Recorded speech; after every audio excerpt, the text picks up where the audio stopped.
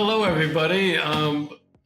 Deeply honored. It's a great pleasure. Pearce Godwin, I've known him for many years. He's a great innovator in the bridging movement in our country. And many of our city business audience might not know what that means, but after this interview, they certainly will. Pearce is the founder of an organization called the Listen First Project and the Listen First Coalition, which I believe now has over 500 organizations trying to bring America together across the differences that divide us, to have Americans listen and understand each other better and to find a common ground and common interests. And Lord knows, with the election coming up in 5 or 6 weeks, and if you happen to live in a swing state like I do and you're inundated with all the negative ads, we certainly need the work that Pearce does through the Listen First Project.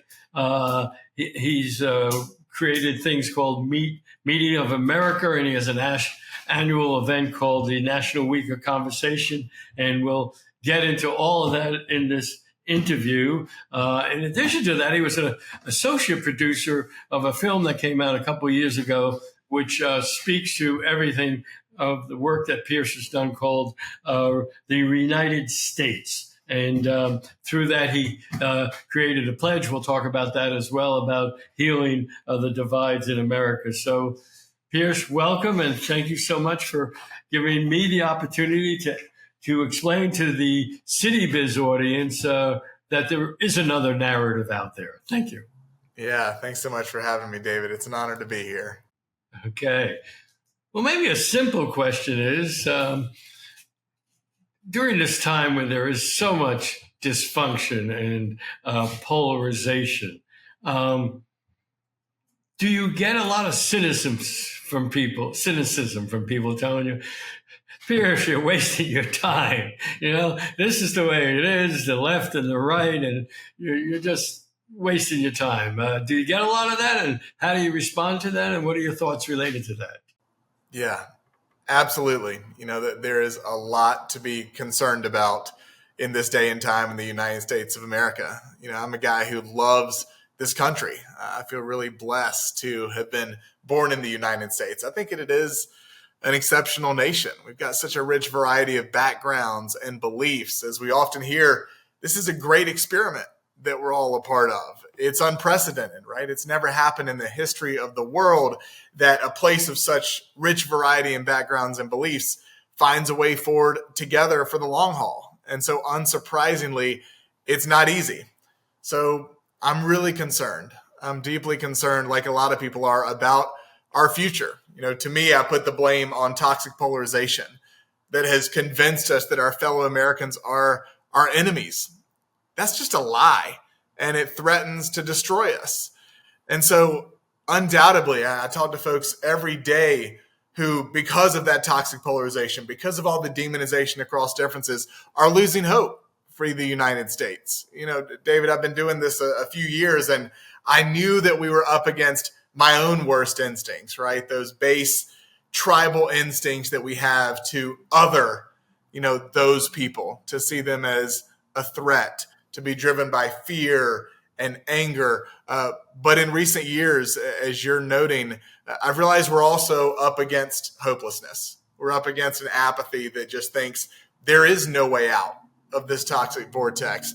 But I'm here to tell folks that, you know, if you're watching this and like me, you want peace in your families, you want calm in your community, unity in this country, and solutions to problems, that there is a great hope and opportunity to turn down the heat and find a way forward together. And I think that's represented by the work that we see happening every day from coast to coast by hundreds of organizations in our Listen First Coalition. They're bringing Americans together across divides to build understanding and trust and relationships and solutions. So when we see those bright spots, when we see that indeed it is happening and it can happen, I know for me and for the folks I speak with, they're relieved and have a lot more hope and optimism for the future of the country.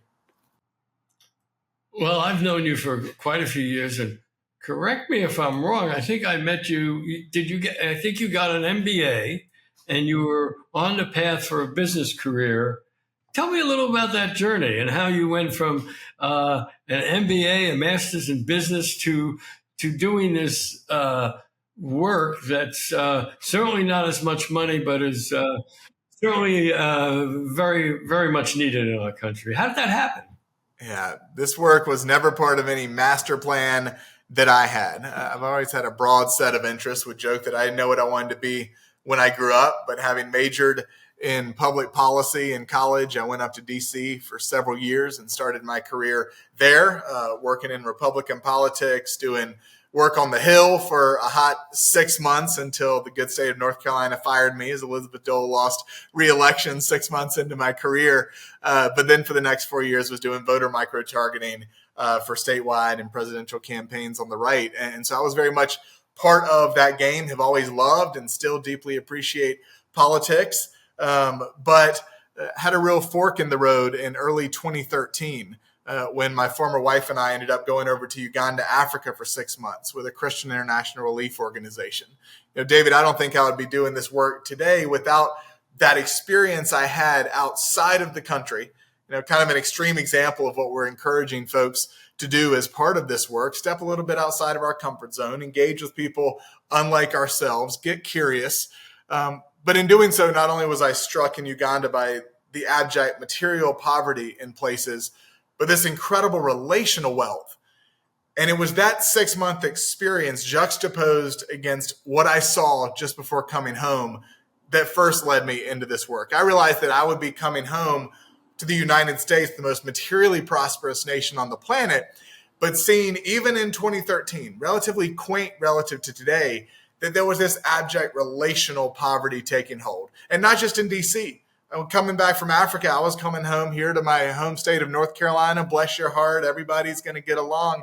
And seeing that right here, the vitriol is at a fever pitch. I'm just thinking, what in the world? What are we doing to ourselves in the U.S.? We got so much going for us, and it seems that we're trying to rip it apart by seeing our fellow Americans as our enemies, by defeating them as if they are the existential threat. And so, on that overnight bus ride across Africa, reflecting on coming home, I jotted down some thoughts, really simple concepts of listening first to understand, stuff that I, for one, should have better learned and practiced starting in kindergarten.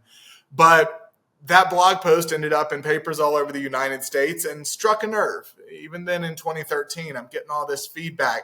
Hey, that's not a bad idea. Maybe we do move beyond slander and seek common ground. And so I thought, well, why don't we try to translate those words into action and do something about it? So there on the coast of Africa in 2013, Listen First Project was born. But to your point, David, it was a side gig. It was the Pearce in his pajamas project for the next 4 years. I thought I was on the path of business. I had a marketing job in Raleigh, North Carolina. And then, as you noted, started doing an executive MBA at Chapel Hill. This is really the first part of my Bridging Divides journey, as I grew up a rabid North Carolina Tar Heel fan and then disgraced my father and everyone who knew me in joining the dark side at Duke. I needed Dad to start talking to me again over Thanksgiving dinner. So I wanted to go and get a Tar Heel degree to accompany my Blue Devil one. But in that experience, I found, similar to 2013, this little nonprofit I mentioned having on the side was really interesting to my MBA colleagues. They said, maybe we want to help you make something out of this.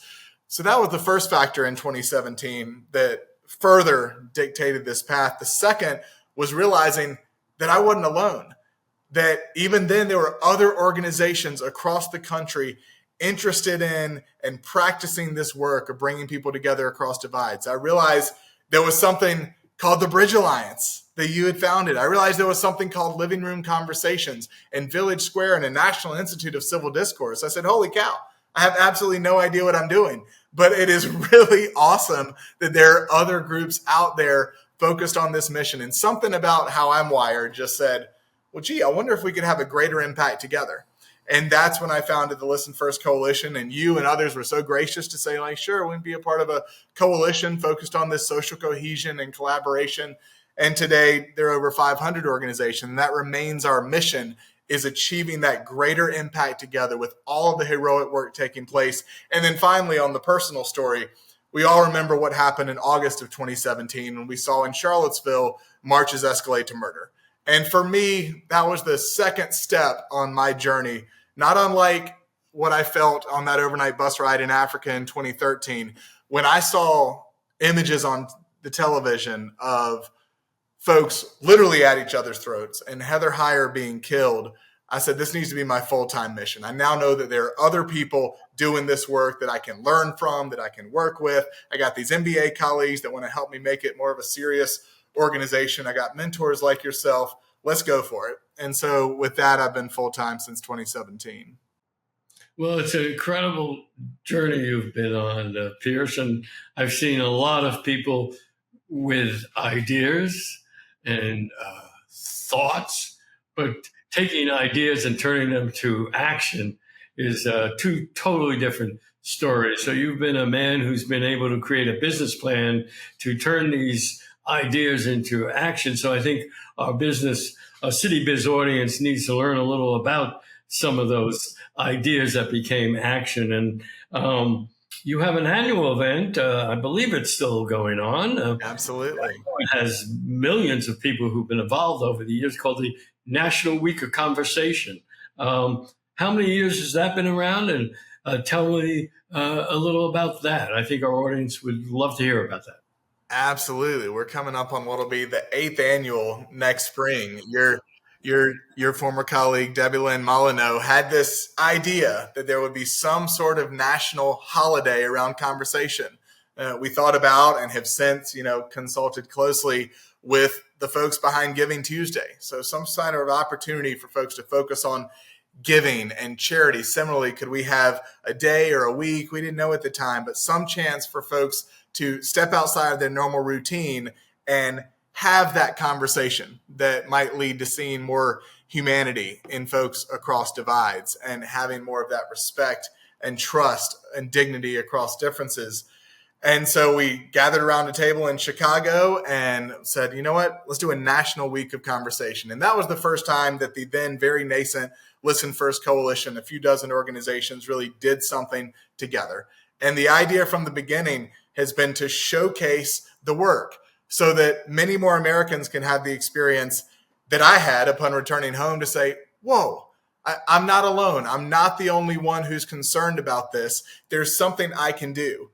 There's hope and there's opportunity for me to engage in fruitful conversation and tremendous activities to overcome the perception gap, this twisted thinking that we all tend to have about those people.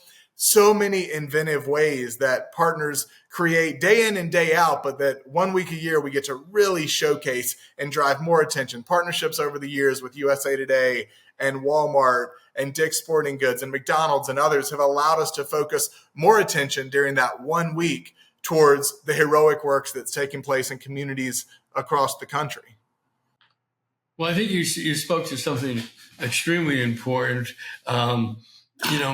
Most people think there's only two narratives out there, the narratives of the Democrats and the Republicans. But this quote unquote movement we're involved in, and you've been a great leader in making this happen. The word is getting out, just like you said, through mass media, through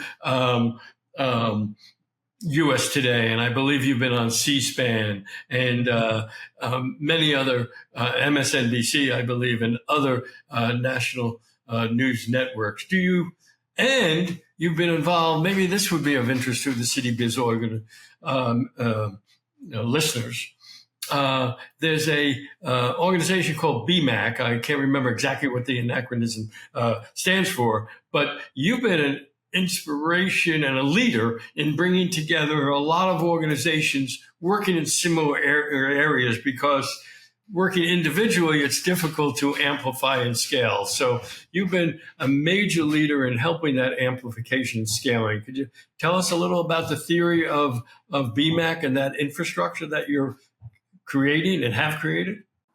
Absolutely. And BMAC stands for the Bridging Movement Alignment Council. This has just been a further evolution of that animating idea of creating greater impact together.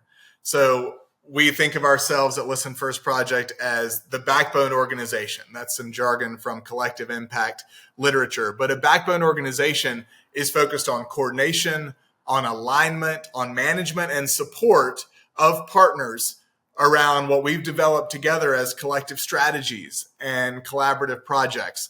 So in addition to the building of community and culture and connection among these 500 organizations and amplification that you just spoke about and seeking to get that message of hope and opportunity out there across major media and with other stakeholders.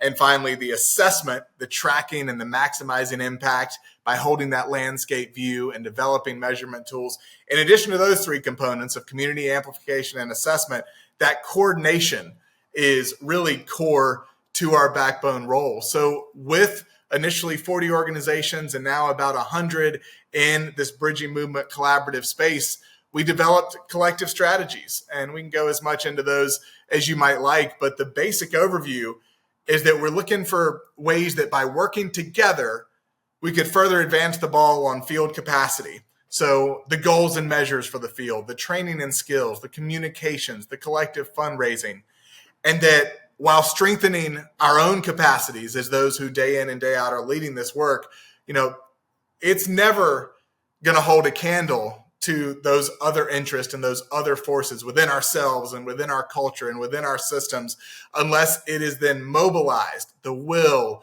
the skill, the opportunities to bridge divides into the places where we work, where we play, where we learn, where we worship. That mobilization into key social sectors is absolutely critical to the ultimate success of this movement. So we have strategies around a wide variety of select social sectors, including, of course, the business sector, also local communities, and also the idea of national campaigns that can lift the tide and the message of this entire work. So that moving from the collective capacity of us as a field to activating social sectors, to activating local communities, to executing national campaigns, we all see driving to the societal conditions that this movement wants to see. It's reducing affective polarization. It's reducing political and hate-fueled violence, increasing cohesion and collaboration, agency and belonging. So by working together in this bridging movement collaborative space, rallying around those collective strategies, and then executing together select projects that'll advance those ends, we're seeking to achieve that greater impact together for this mission. Well, maybe, I'm sure, not maybe, that there'll be listeners in the City Biz audience who maybe is a business person who's never done anything in politics, just feels dysfunctional and wants to get on with his day-to-day life, but is inspired by the possibilities and feels there's a problem in their community. What should they do? How could you help them? Who would they contact? Where do they go if they have no experience, have never done anything in their life before related to this? What's the first step? I have a lot of suggestions, but the simplest one to just get plugged into the movement is to come to listenfirstproject.org and just sign the Listen First pledge. It says, I will listen first to understand. If you do that, I'll be notified and will personally reach out to plug you into this hopeful movement. So I would want to build a relationship, to practice what I preach, to understand somebody's context, and whether it's in their business or in their community. Undoubtedly, there are many organizations across this space who could come alongside you as a trusted partner and expert. So would ask anyone watching or listening to go to listenfirstproject.org, sign the Listen First pledge, and let us know about your interest. And then I'll plug you in with the right partner across this whole coalition that'll help you out. And while we're at it, in terms of takeaways, that's the best way to reach out and to get plugged in the right spot. But I'd want anybody, business leader, community leader, or everyday American like myself, to think about 3 key tips that we can practice in our daily life: to listen with curiosity, to speak from your own experience, and to connect with respect. So, David, you and I'm trying to do better every single day. And I have my wife to remind me when I'm failing to practice what I preach. But those are things that don't require signing any pledge, don't require being part of any organization formally, but just thinking about that next conversation with a loved one or someone we meet across our daily life. Can we listen with curiosity? Can we speak from our own experience and connect with respect? Well, There's so many questions I have. I don't know what to ask next, and we're running out of time. But let me ask you this one, because I get this a lot. Because you and I have been doing this maybe a similar amount of time. I think I'm into this 13 years or so. And people say, David, so I'll say, Pearce, you're just wasting your time. Nothing's going to ever change. You're challenging huge amounts of money and a duopoly that's based on this division. How do you counter that negativism? What do you say so people can believe that there is an alternative, that change can happen? Yeah. One way, David, again, is just seeing it every day, seeing change happen in individual lives and in communities through this work. But another way I look at it, frankly, is just very pragmatic, thinking, what end game do you see, if not one where we turn down the heat and find a way forward together? And as if people over time have very often said, that's great, I'm glad somebody's working on it, good luck with that. I've bucketed those kind of response when I ask them, what's the end game, into 4 Ds: delusion, doom, duck, and dash. So on the one hand, I think a lot of us, myself included, can be tempted to behave as if somehow, some way, we're just going to defeat and dismantle those people. We're going to win the next election. We're going to win the next policy debate. We'll no longer have to contend with them or their pesky, annoying, or we may think destructive values ever again. And with all humility, I think in this incredibly diverse and varied United States, that's delusional. We're just not going to dispense with those people. So we got to come up with a different plan. That's delusion. On doom, David, more than 50% of Americans now think that we're going to have an actual hot civil war in the next few years. I am not interested in sitting by and watching us descend into that kind of violence. So I'm not signing up for the doom prescription. Duck, again, putting myself at the front of the line. It is very tempting to just duck down, to disengage civically, to not be part of the conversation, to hunker down with our friends and our family. But society is not going to move forward. None of us ultimately are going to prosper if we become that insular. And then finally, dash. It's uncanny and really a terrible testament to where we are that a number of folks have actual plans to just leave the country, to just get out of here because they don't think it's a healthy or prosperous place to be anymore. So delusion, doom, duck, and dash. I'm not going to sign up for any of those paths. I think we have got to give it our best swing at a more prosperous path forward. And that is to come together across divides, to turn down the heat, and to find a way forward together. And it's not a pipe dream when I see every single day it happen. And one thing we see over the years that you and I have been doing this work is as it gets worse, we approach what psychologists and those who work around the world call this saturation point, where it's so bad we're just not going to take it anymore. We are going to overcome that fear and trepidation and animosity. We're going to engage across differences because the alternative is unthinkable. And so as it has gotten worse, we have seen more and more people engage. We've seen media more interested. We've seen business more interested. But let's continue to build that momentum before it's too late. Well, thank you so much, Pearce. The work you do is critically important. And I personally know it's not a pipe dream because it's not just wishful thinking. Your thinking is backed up by a clear analytical approach. I've seen you build something from nothing that is now reaching millions and millions of Americans. So anybody who's listening to this, reach out to the Listen First Project, and I think you'll be inspired to help lead our country in the right direction. Thank you so much, Pearce. I appreciate it. Thanks so much for having me.